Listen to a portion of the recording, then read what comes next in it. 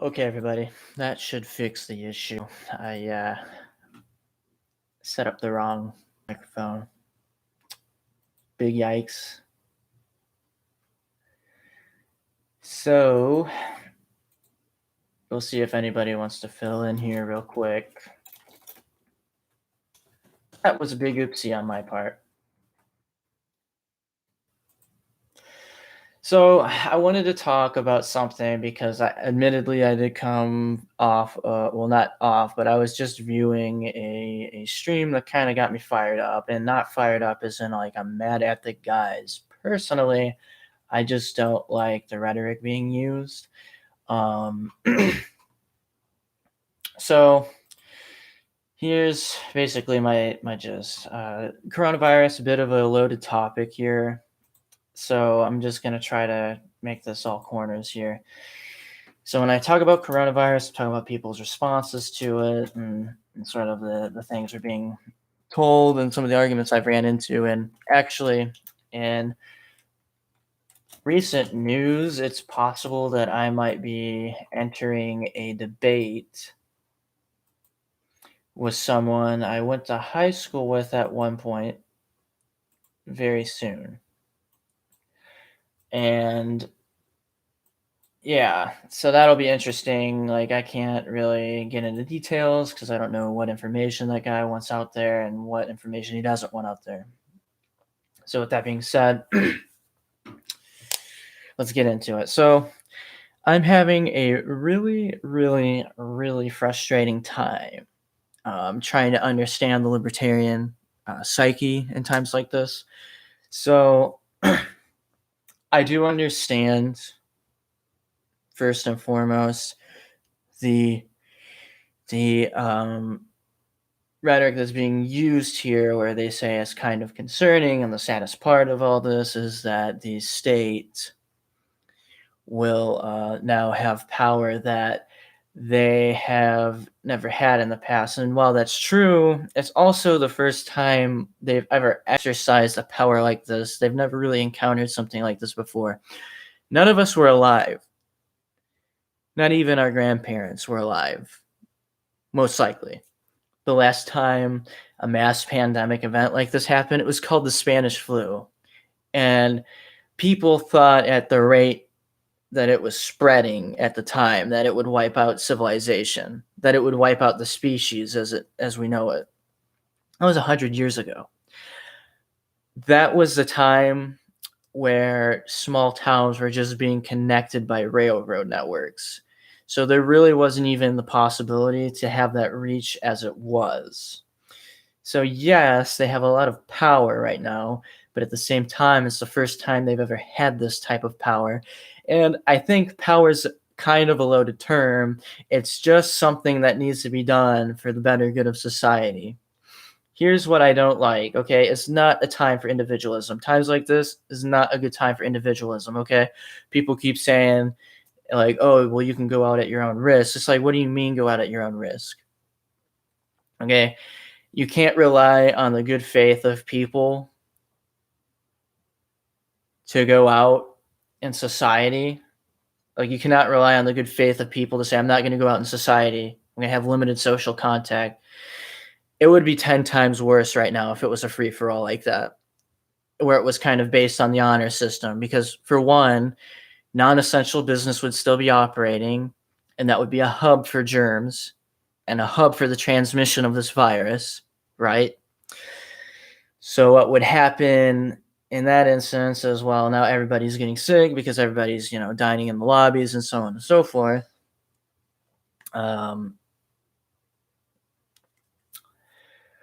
That would be one thing, because there's no incentive to not run your business for an unannounced amount of time, and the time keeps being tacked on each time you turn around, right?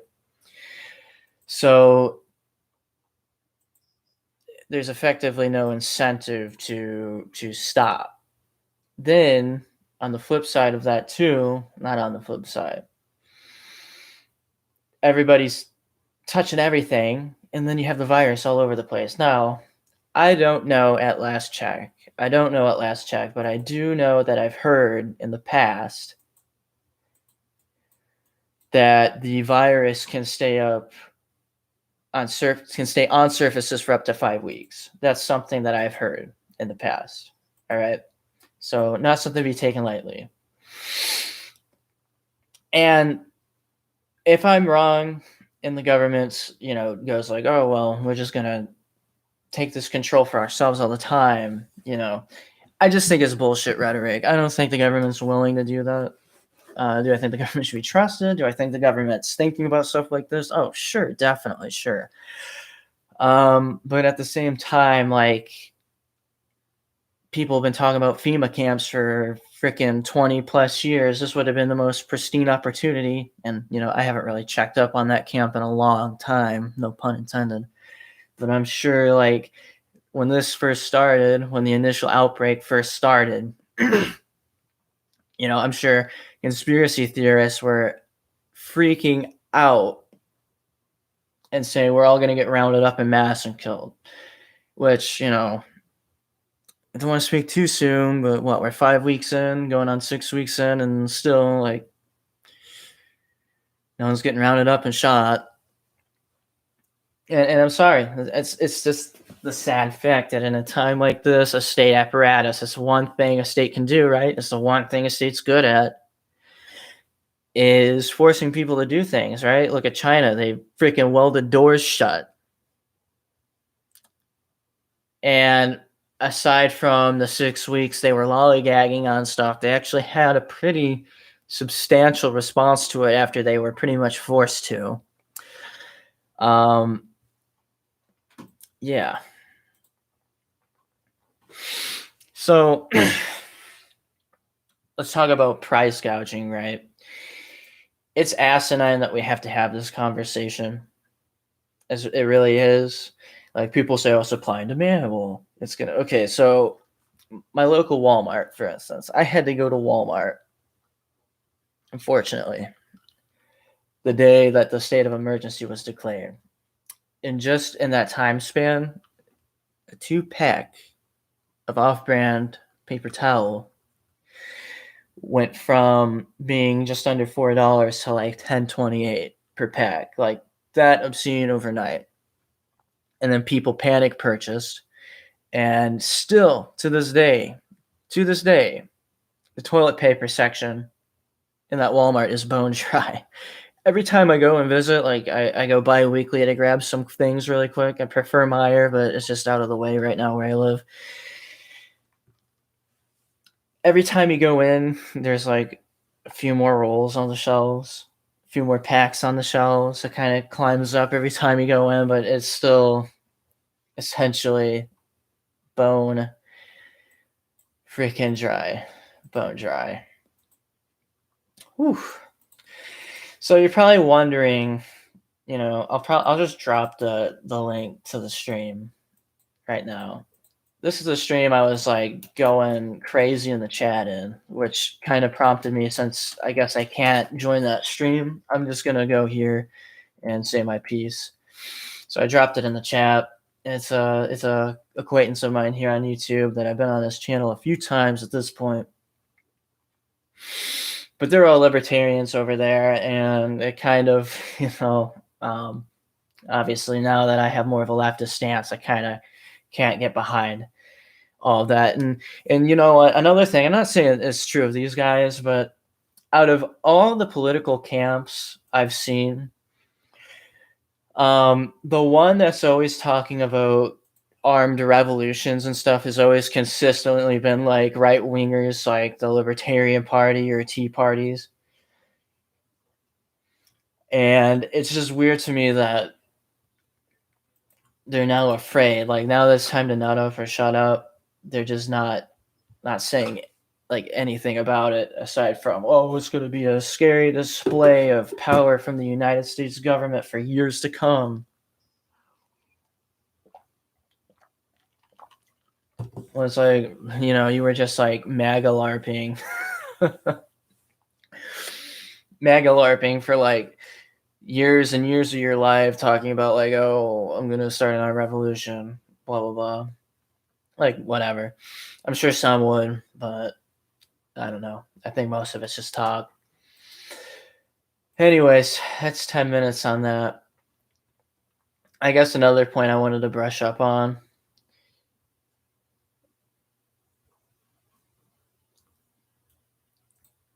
this was people saying, "Oh, well, I wouldn't be opposed to like state governors saying like, "Oh, well, you don't have to go, stay inside, but don't.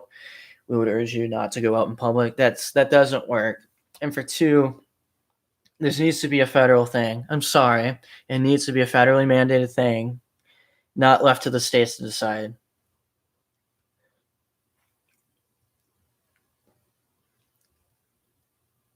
What? Who's Marky Mark? Someone uh someone commented here. It said, "Don't trust any governments. Democrats and Republicans, all made up of imperfect mankind. They sold us out to United Nations for one world order, and coronavirus made for population control." Well, I'm economically a globalist, so I'm not opposed to that, and I don't really care. Um, like I'm sorry, like you can't leave this up to a handful of states to decide. Again, another issue that comes to mind is interstate commerce and interstate travel. So like one person from a state shelter in place state goes to like a reopened state and they're carrying COVID-19 and they spread it everywhere. I don't think so, dude.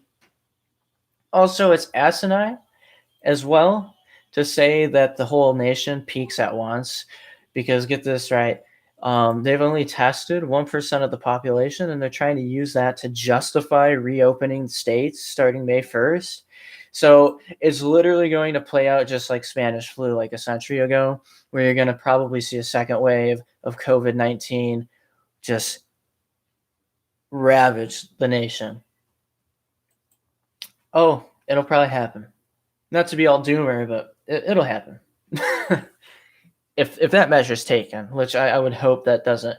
But yeah, that's what I'm saying. Like, there's too many variables here. Like, I'm carrying the virus. I'm not even infected with the virus. I'm just carrying the virus, and I go to a neighboring state and I touch a bunch of surfaces in a reopened state, and now all those people get sick, and it spikes another outbreak. Yeah, it's stupid. You need to have one federal limit and make sure pretty much every major city and every major rural area is accounted for and is peaked. That's the only way you can do it. Otherwise, people are going to keep getting sick, and it'll delay the process of this thing, and it'll die down, I guess, more naturally. But at the same time, that means slower for us. Which, if you're trying to prop up this capitalist type of society, you kind of need the market to keep rolling, and you kind of need the economy to be rolling. Because right now, it's not at a halt. People keep saying like society is like stopped completely. It's not. It's just been severely stopped to a grinding halt, like completely to a grinding halt.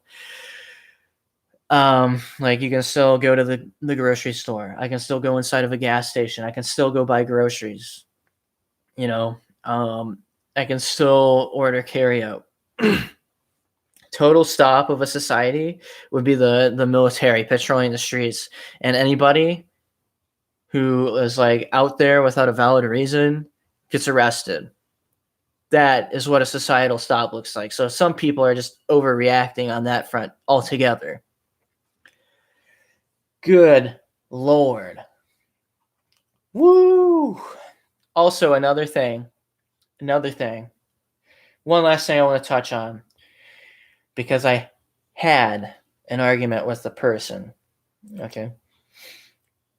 I had an argument with a person earlier this week. That coronavirus, COVID-19, novel coronavirus, whatever you're going to call it, is treated the same exact way as a respiratory flu. So I found a little flow chart here. I need to find this real quick, actually, because I put it.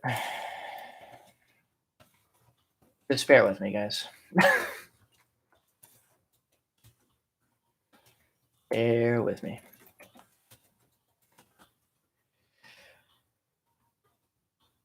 Whatever. I'm not gonna like go crazy trying to find it. But there's two different families, right? So we can say what family does the coronavirus belong to?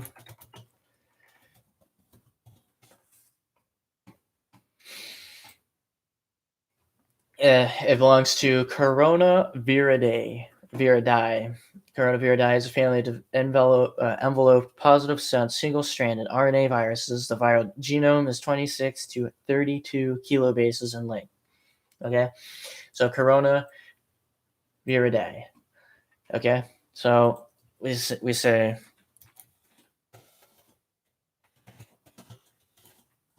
what family of viruses a virus does influenza come from?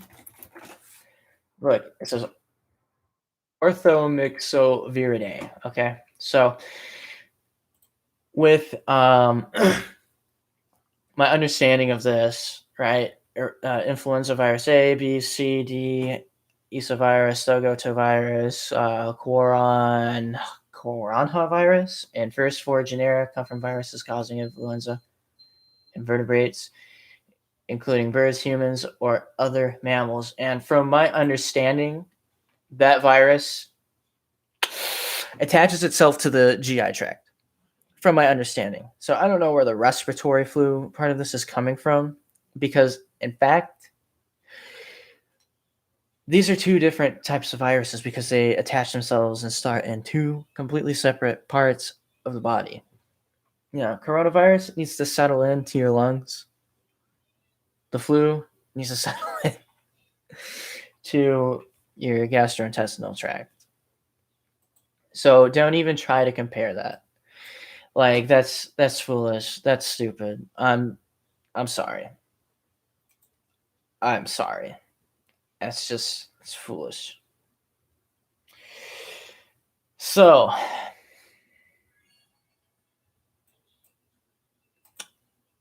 now that we've kind of gone over that, I just probably want to give another brief primer, right? Coronavirus, really only way you're going to stop it is a federal mandate.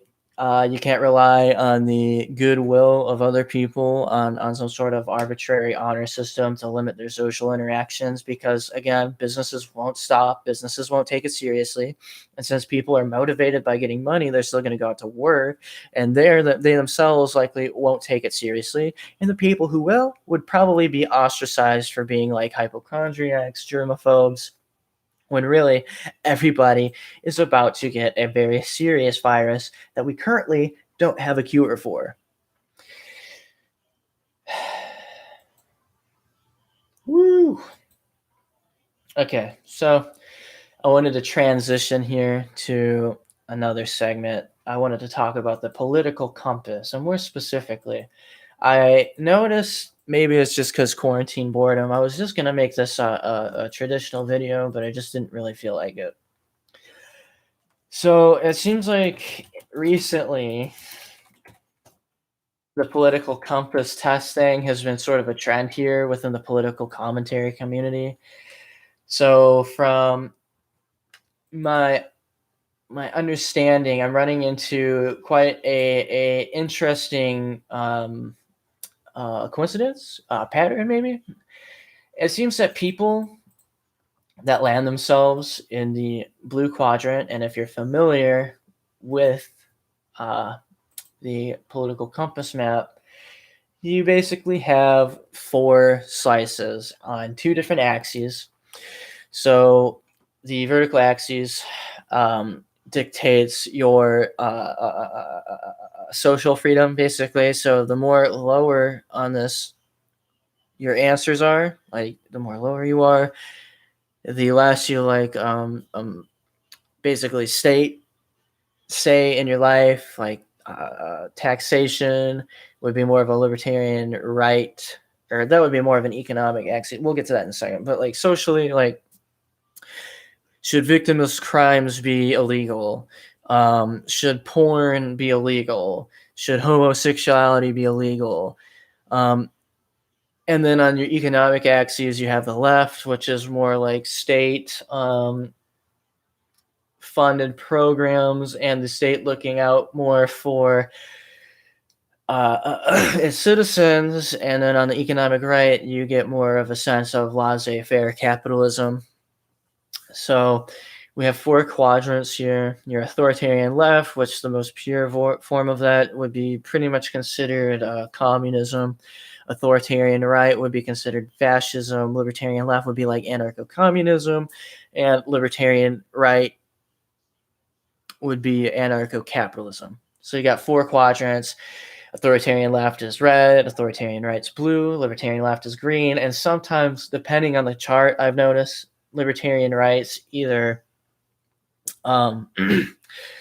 yellow or purple, but most of the time it's purple. But I'd imagine most people. Oh, hey, Metal Doomer. Hey, what up?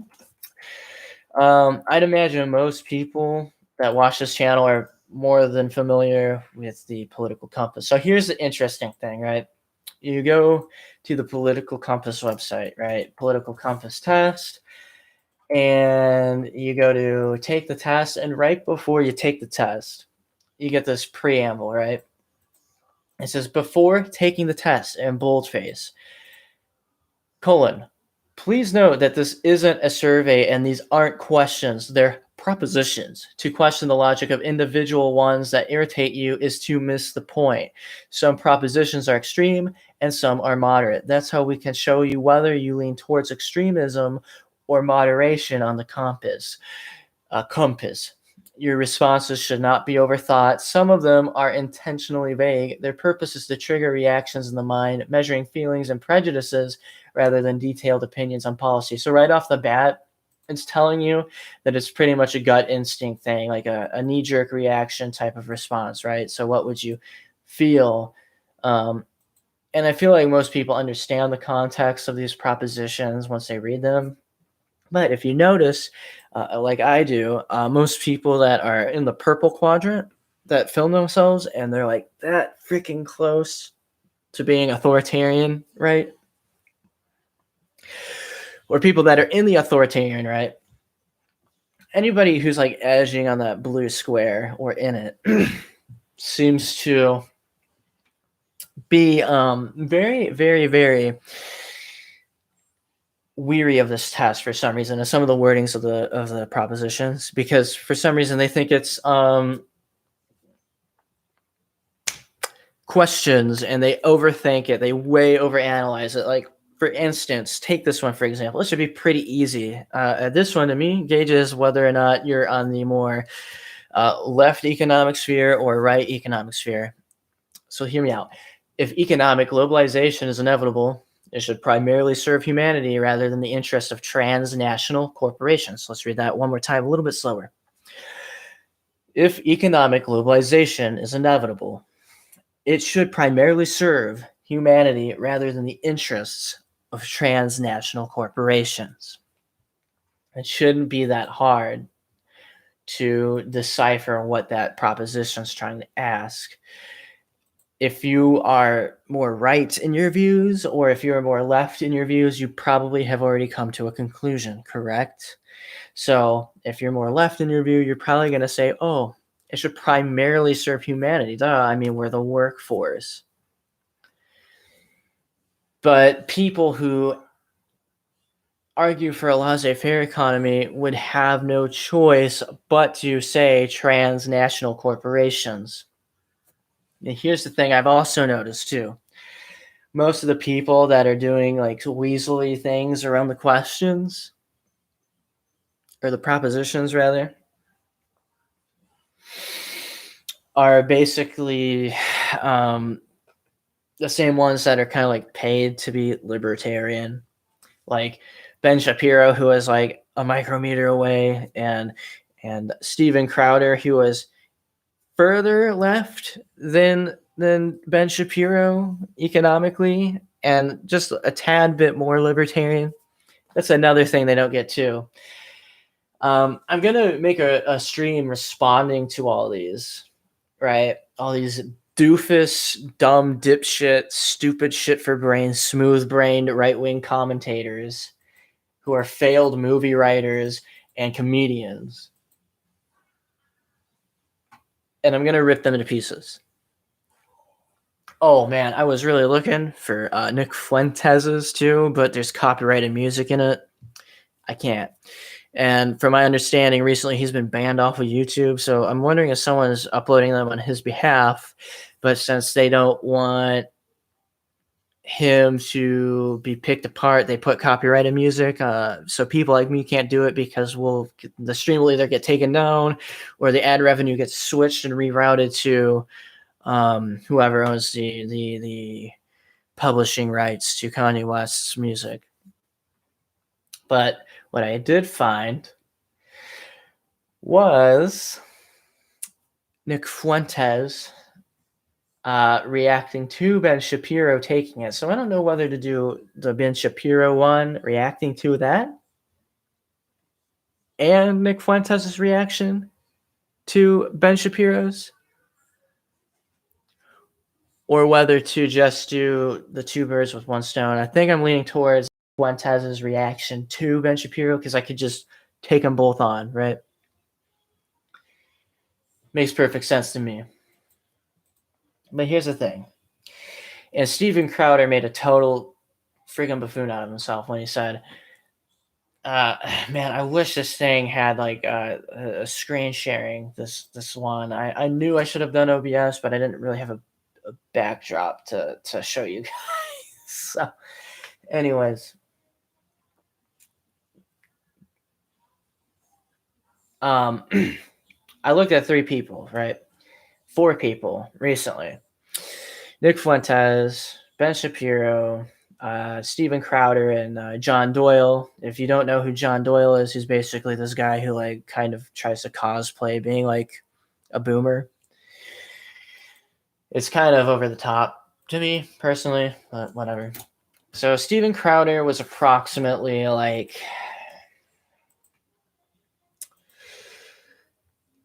he was either like one down from authoritarian right and then like around the third. So he's like what, -1, +3 on the political compass, right? I think that's how it goes. It's been a while since I've taken algebra. So what he said was, "Oh, see, I'm a conservative, hairs, with a little bit of libertarian leaning," which was a correct statement. I would consider that more like a hardline conservative with a libertarian core.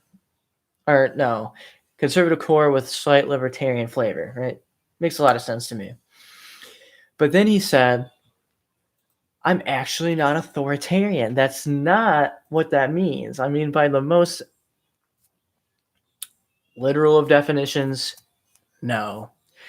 I didn't review the whole video though, so who knows if you even answered the propositions correctly. So with that logic, I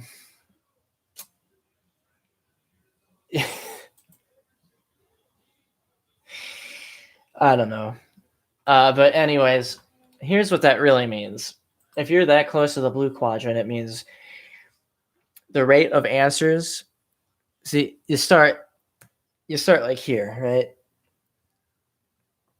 And either what happened was 2 things. You went way down here in terms of state control, but you kept going up and up and up, and it just wasn't enough to call you an authoritarian, or you like went way up here, which I think is the case, probably like way up here in the blue space, and you kept answering some like more probably personal liberties questions, and maybe like gave milk toast replies to the propositions, and that's what landed you into that purple quadrant. So by the skin of your teeth, you got admitted there.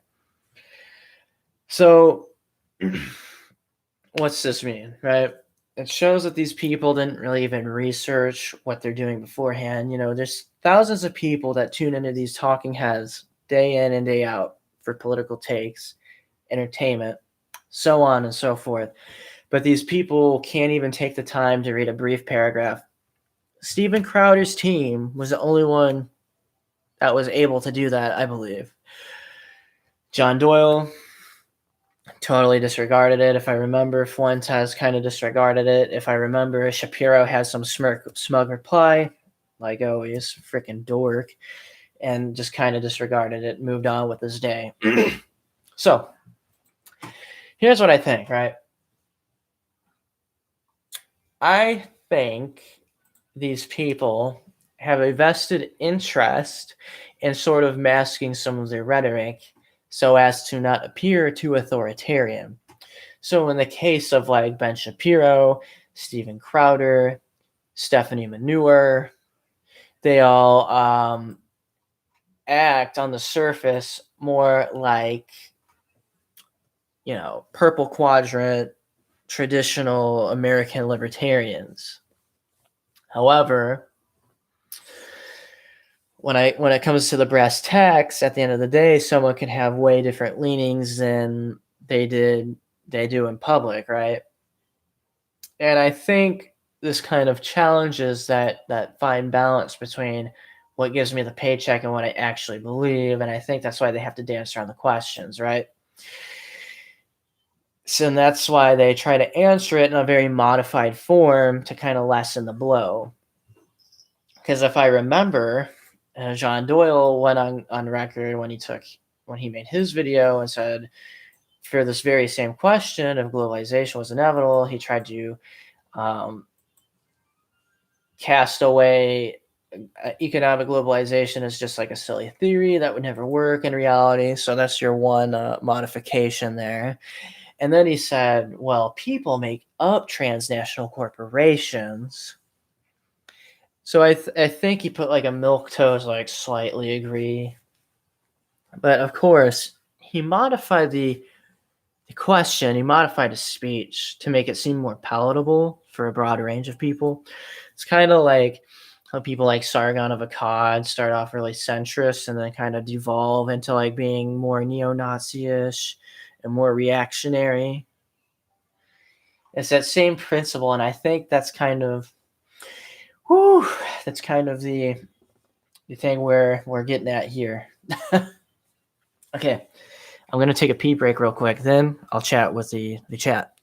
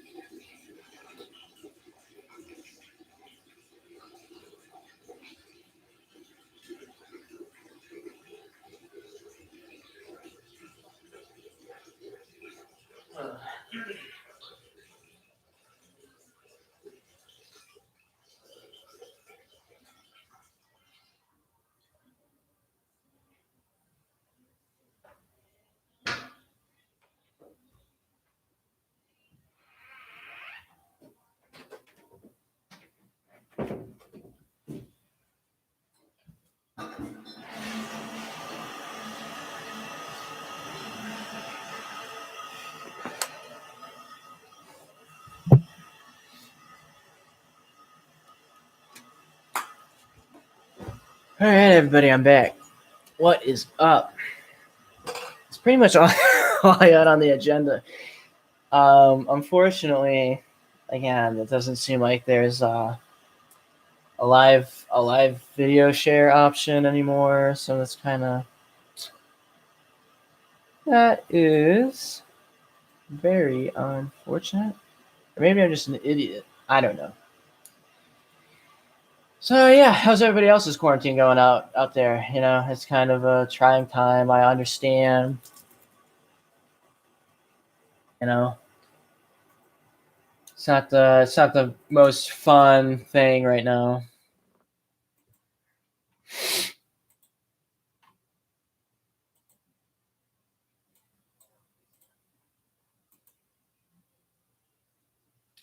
My fiance got a Nintendo Switch, so I'm hoping the copyrighted like theme music blasted in here because I was like going way too ham to even realize what was going on.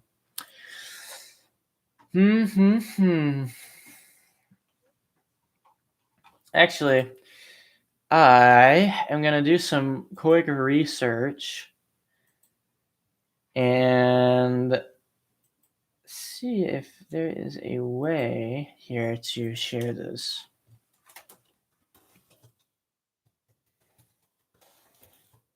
Can I share screen in new YouTube Live? Whoa. Also, ironically,